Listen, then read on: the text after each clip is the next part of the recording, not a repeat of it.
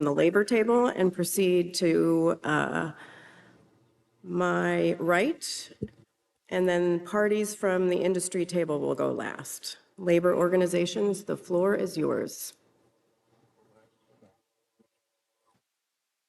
Randy Fannin, BLET. This is to the first responders initially on the scene. How long after arrival and you were set up until you obtained the hazmat paperwork, either from the train crew or from NS?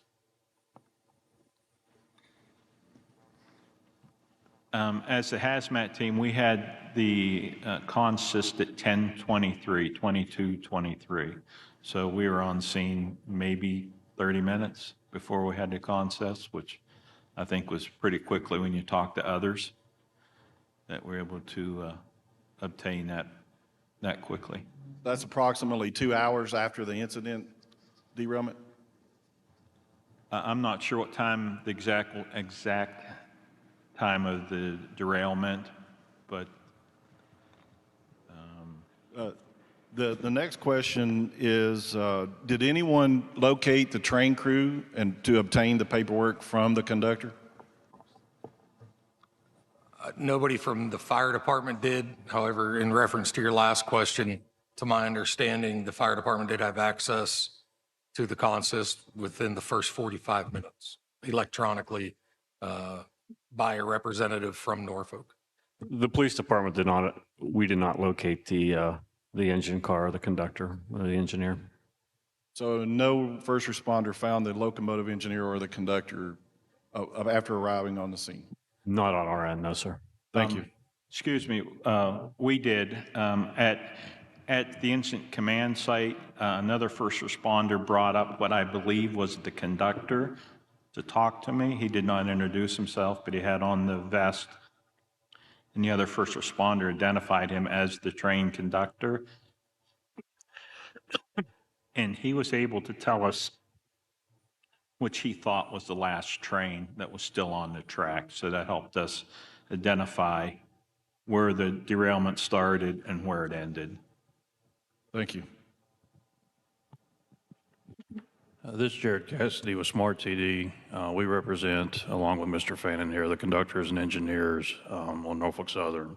She said you can let us switch on. I'm curious for the fire chiefs that are present. In your training and education with the railroad, are you all taught what capabilities and knowledge and awareness the train crew has when it comes to hazardous material placement in the train's consist?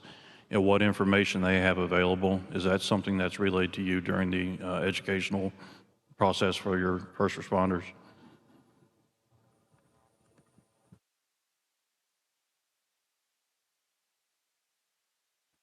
So we again, Norfolk, so we have two, I'll speak for my county as the assistant county. We have two major railroads, CSX and Norfolk Southern, that go through our county, which we do training with them all the time.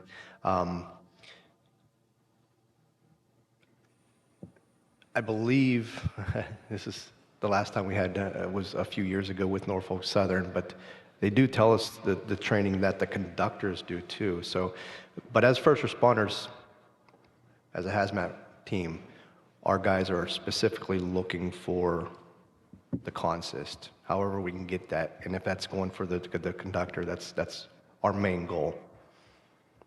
I may step out here, Ms. Hall. If I do, please rein me in. And during Mr. Payan's presentation, he made a timeline, and early on in that timeline, it shows the train's crew separating the locomotives from that train for their own safety. And then it shows a few minutes later that locomotive being moved 1 mile.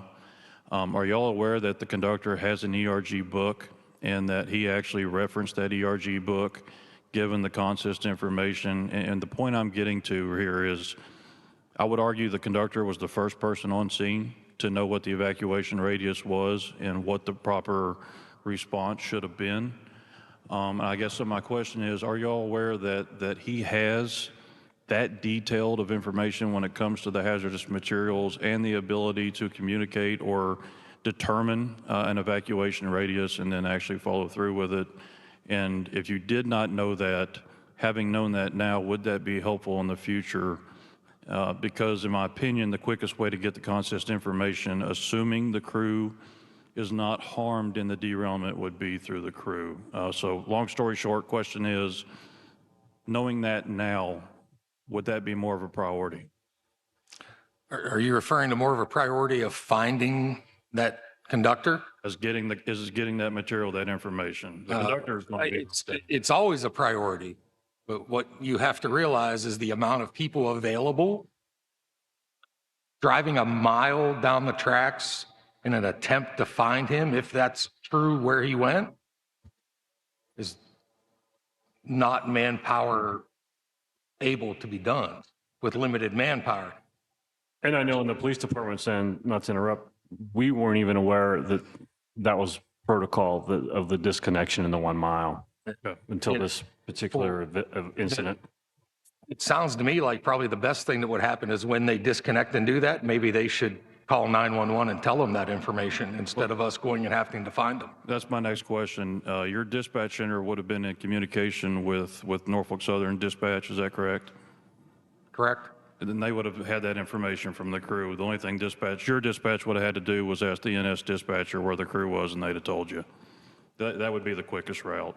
Correct, but in a manpower-driven situation where all hands are needed there at the incident to contain it, small departments like ours and most volunteers departments in this country, I go back to my manpower statement of we need help getting manpower and staffing, don't have the ability to send people to chase a train. Okay, can I ask then, in an incident like that, I would imagine your 911 center was probably pretty full with calls coming in, is that correct? It was the most inundated I have ever seen it. The 911 line, it was just continually nonstop. Radio traffic with the emergency personnel on the scene. I mean, you have lives, bodies on the ground that they are communicating with. They are requesting additional support. And again, there's that one dispatcher until another